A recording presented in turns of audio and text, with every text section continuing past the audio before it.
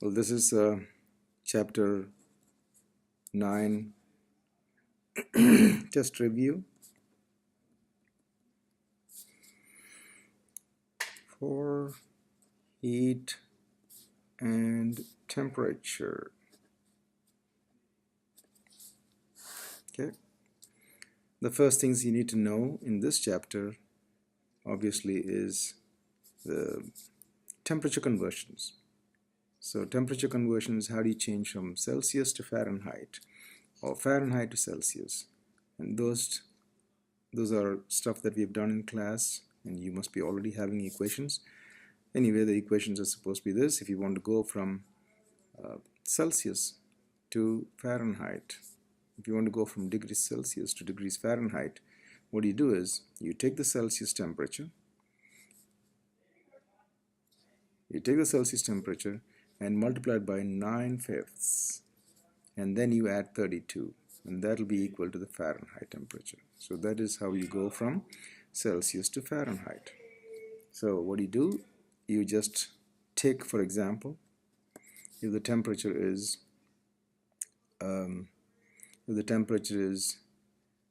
75 degrees Celsius and you want to change it to Fahrenheit, all you do is plug it there.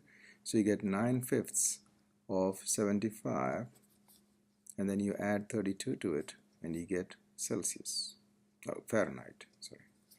And so 5 goes here 15 times, 15 times 9, and that is going to be added to 32. So you can actually get the answer. So tell me what Fahrenheit temperature is. So 9 times 15 times plus 32 will give you the answer. Now if you want to go from Fahrenheit to Celsius, what you need to do first is you take the Fahrenheit temperature and subtract 32 from it. And after subtracting 32, then you multiply it by 5 nines. And that will give you the Celsius temperature. For instance, if you have a Fahrenheit temperature of, let's say, negative 58. So if you have a negative 58 Fahrenheit, so if it is negative 58 degrees Fahrenheit, how do you change it to Celsius?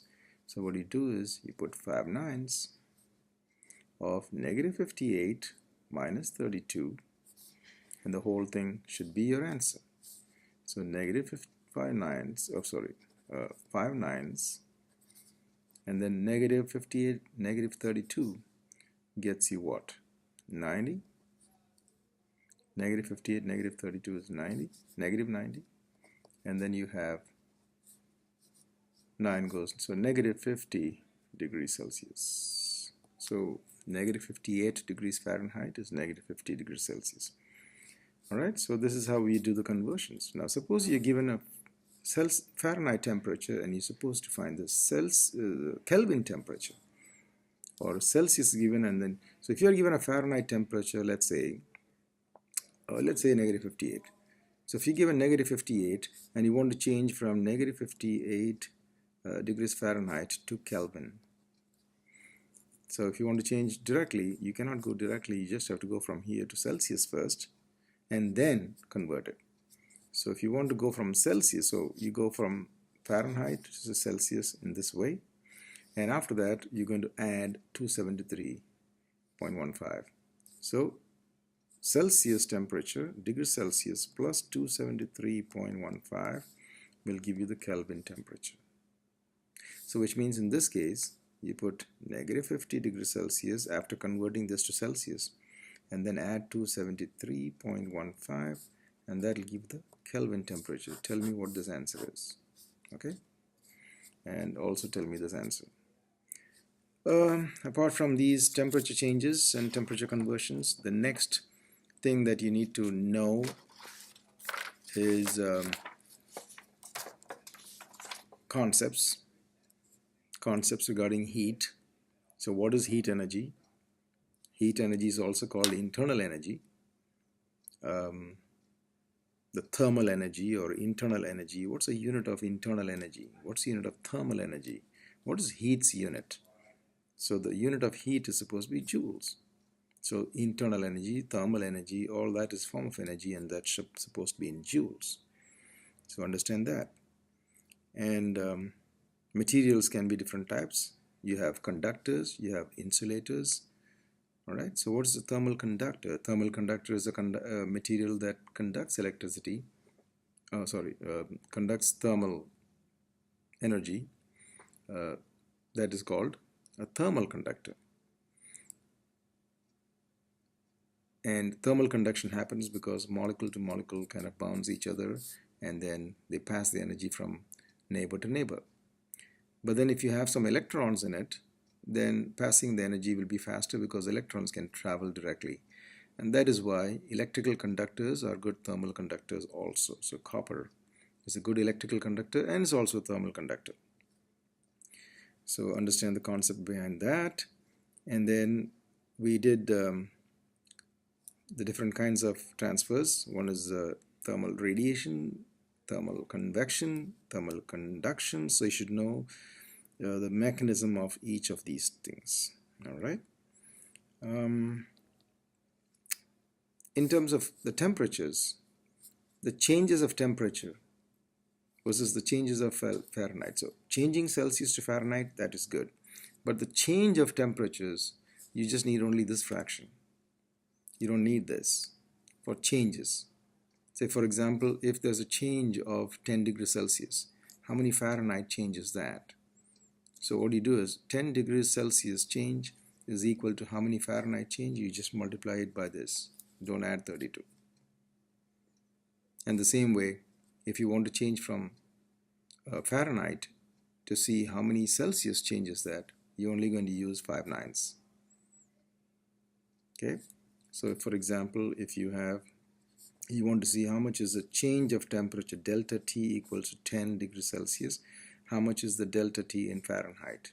So all you do is take the 10 and multiply it by 9/5.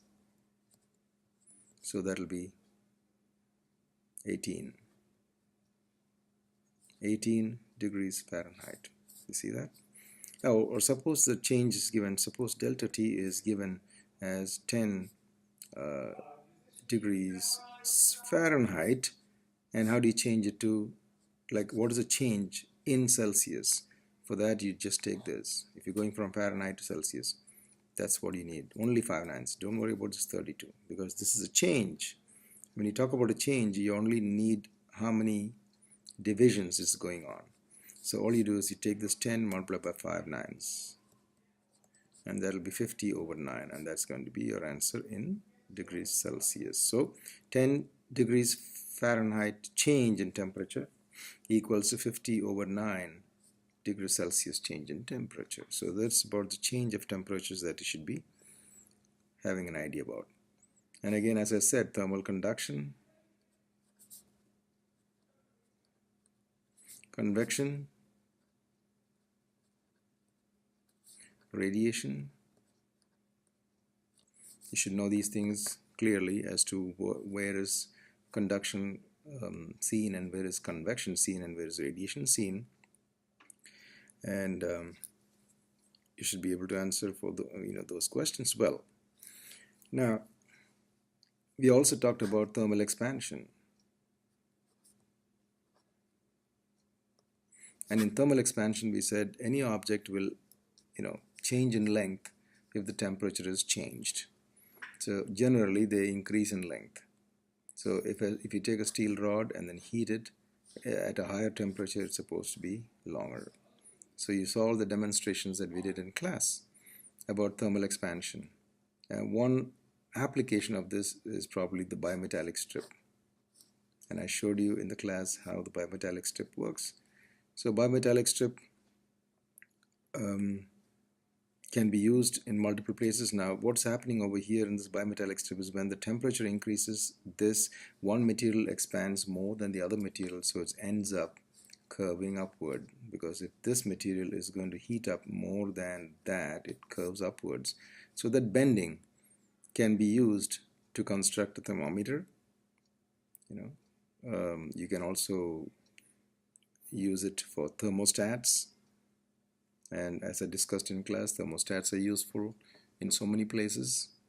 At home, you have refrigerators, that's thermostat there. You have oven, there's a thermostat there. In your car, you have thermostats. In your room, you have thermostat to control the air conditioning. And so thermostat is a very important um, function or use of thermal expansion itself. Uh, and then I differentiated heat and temperature in class. Just letting you know again about heat and temperature. What is heat and what is temperature? Heat is basically called the thermal energy or internal energy, and that is the sum of the kinetic and potential energies put together. That is what heat is. Whereas temperature is proportional to the average kinetic energy, proportional to average kinetic energy. So understand that part of it. So as the atoms start getting agitated more and more, the temperature goes up. If the atoms are slowing down, then the temperature goes down. So that is what you should understand about temperature. And then after that, we talked about heat transfer from one to the other, and how the heat is measured. So when an object actually changes its temperature, it is either gaining energy or losing energy. And the amount of heat energy is given by the equation mc delta T if the change of temperature is taking place. So if you have water at 40 degrees Celsius and you want to make that water go up to 80 degrees Celsius, if you know the mass of water, then you put the mass of water there, put the specific capacity of water, which is 4,186 joule per kilogram degree Celsius. That's a unit of specific heat capacity. And specific capacity is that one, 4,000, that's for water. And then the change in temperature is how much has changed. Like if it's 40 degrees Celsius change in temperature, so you put 40 there. So if it is a delta T which is positive, that means Q is being gained. If the delta T is negative, that means if this one is at lower temperature, it's losing heat, so it will come out negative energy. All right, negative, it's loss. So mc delta T is an important equation to study how the temperature changes of the material as heat is supplied. This is measured in joules, and that's measured in kilograms. That is measured in joule per kilogram degree Celsius, and that is measured in degrees Celsius, which only change of temperature. If it is a change of temperature, degree Celsius or Kelvin does not make a difference. I spoke about the delta T here, and you should understand this in Kelvin, because Celsius added to this number gets you Kelvin. So a change of temperature, because Celsius is added to this to get this Kelvin, any change of this will only change this exactly the same way. So at delta T, if there's a change of temperature of say 20 Kelvin, how much is the delta T in Celsius? It is 20 degrees Celsius.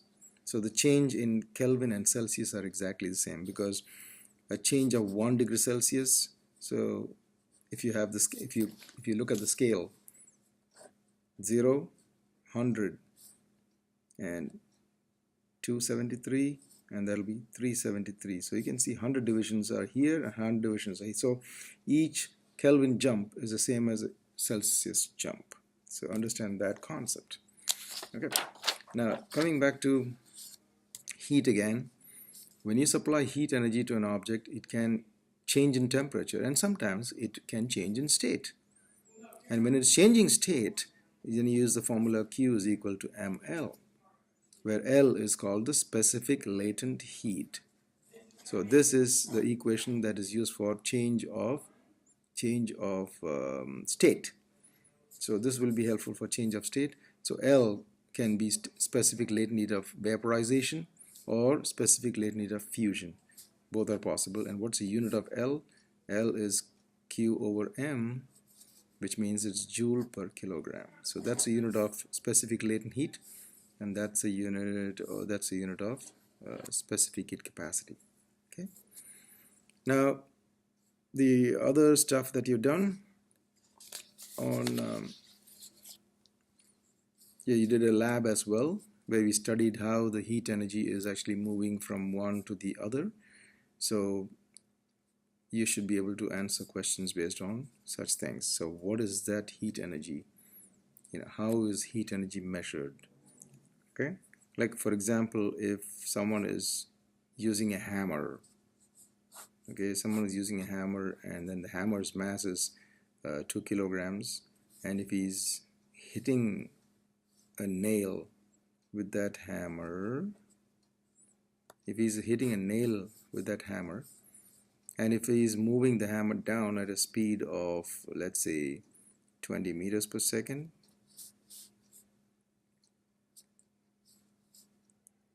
and if all the energy of, or let's say, if only half the energy of the hammer goes into the nail as heat energy, how much is the heat energy gained? What is the change in internal energy? So change in internal energy of the nail, as I said, half of this is transferred here, let's say. So if the question is what is the change in internal energy, what you have to do is take half of the energy of this hammer and then equate it to this. So what is the energy that the hammer has right now? It's got kinetic energy, and that is half mv square. Since the kinetic energy is half mv square, you just do half times 2 kilograms times 20 square, which is 400 joules, because 2 cancels. So 400 joules is the energy of the hammer, but I said only half of that hammer's kinetic energy is used for this. So what is half of 400? And that is 200 joules. So this nail is only getting 200 joules. I hope it is clear. So that is one concept that you should be aware of about energy transfers and kinetic potential energies and so on. The next concept that you probably need to master is how to do problems when you're mixing stuff, just like how you did in the lab. So just to give you an example, suppose you have a block, and if the block has got a mass of 0.5 kilograms, and if you're dropping it, well, let's say this temperature of this one is like 70 degrees Celsius, and if you're going to drop it into 2 kilograms of water, and the water's temperature, let's say, is 10 degrees Celsius. As you drop it here, what happens is this one is hotter than this, so this is going to lose heat and the water is going to gain heat. And so once the equilibrium is reached, you can actually like figure out just like how you did in the lab. So suppose equilibrium is reached. If you're dropping this here and the water's temperature is definitely going to increase, and let's say the water's temperature went up by let's say it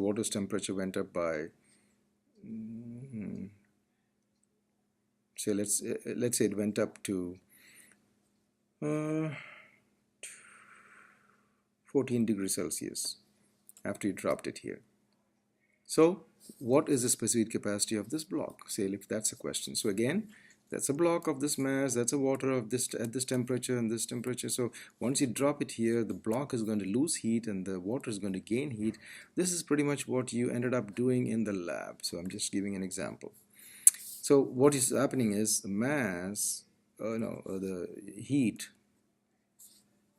lost by block is equal to heat gained by water, which means mc delta T of block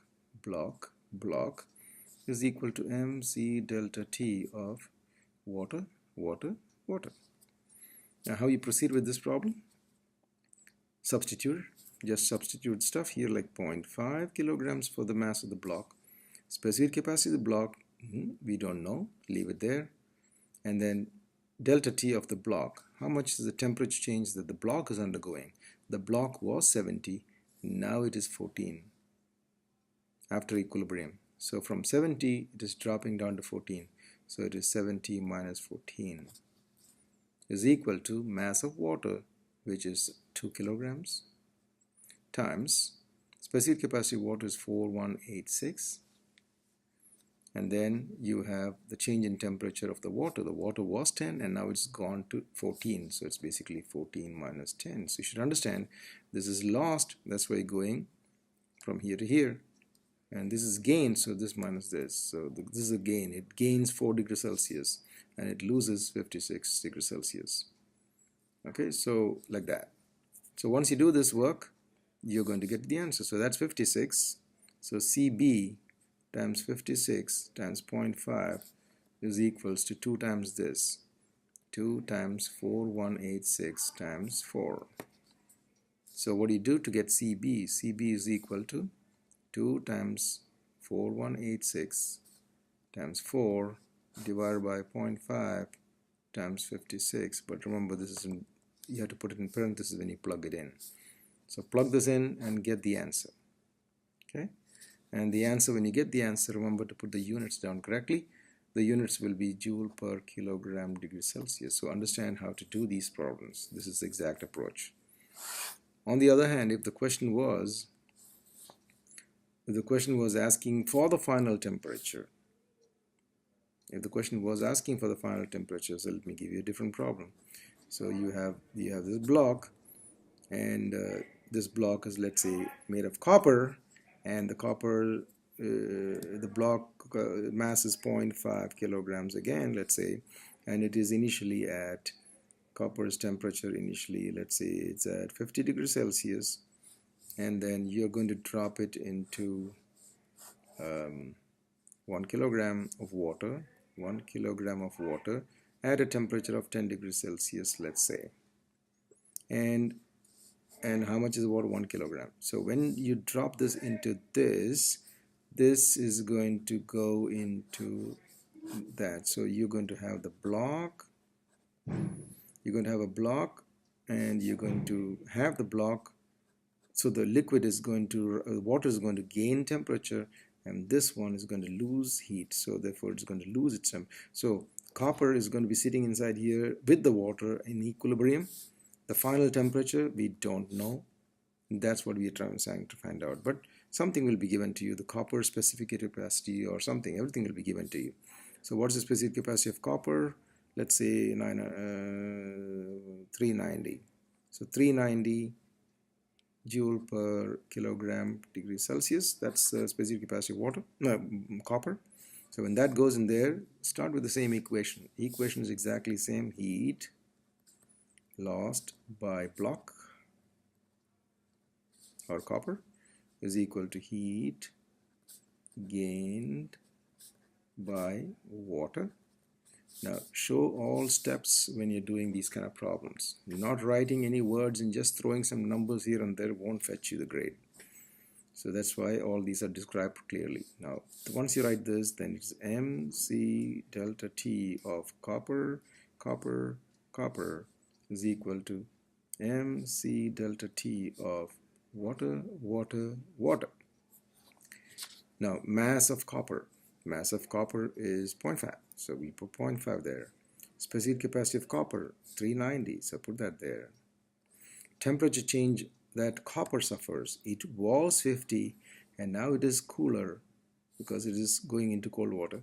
So it was 50, now this temperature is lower than 50, so it's 50 minus T is equal to mass of water, which is 1, times specific capacity of water is 4186, times change in temperature of the water. Water was 10, now it is warmed up to go up to T. So when you're putting something hot into water, it's supposed to warm up. So this temperature is higher than this. So therefore it's T minus 10. So if you process this, 390 times 0.5 is 195, and times 50 minus T is equal to 4186 times T minus 10. What do you do from this point onwards is algebraic. So what you need to do is open the brackets. So if you open the brackets, You have 195 times 50, so 195 times 50 is equal, 195 times 50 is equal to 9750. So 9750 minus 195t is equal to 4186t minus 41860 when you multiply this with this. And after this, we're going to shuffle sides. So I'm going to add this number to both sides so I can get rid of that here. And I'm going to add both sides 195t, so it comes out like this. 9750 plus 41860 is equal to 4186t plus 195t, both are t's. And once you get this step, then proceed. 9750 plus 41860 is equal to, so you have 51610, which is equal to, add the other two, which is 4186 plus 195, which is equal to this, and that is 4381t. And so what is t? So what is t is divide this with this and you get t. So t is the final temperature of the mixture. Try to find that out and tell me the answer. Okay, you should have the answer of those things. So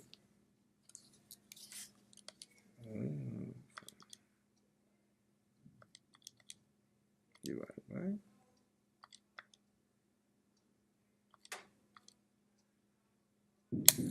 Alright, so you should be able to get the final temperature of the mixture after you put that thing in here. Alright, so this is pretty much what I have to tell you to prepare with, and you should be able to do this test well if you've gone through all these things properly and studied more than this from your notes. So your notes will contain most of these things, so you should be able to work well and get a good grade on this test. Take care, and then at the same time as you're doing this, make sure you review the notes, and along with the notes I want you to calculate some of these things and put your answers down at the right places, and they will be checked individually. All right, good luck.